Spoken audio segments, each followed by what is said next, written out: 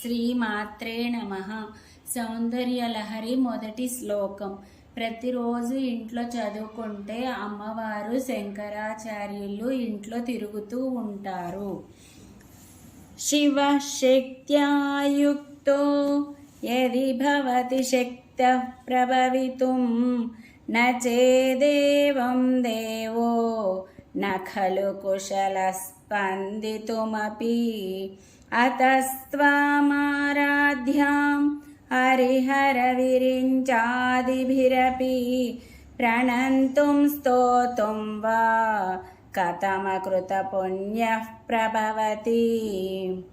అర్థం: అమ్మ సర్వమంగళ నీలో కూడి ఉంటేనే పరమశివుడు జగన్నిర్మాణము.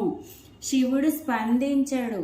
లోకములో సదా హరిహర హిరణ్య గర్భాదులచే నీకు మానసికంగా, వాంఛికంగా, కైకంగా నిన్ను స్తుతించాలి అనుకున్న పూర్వజన్మ పుణ్య విశేషంలో ఉండాలి తల్లి.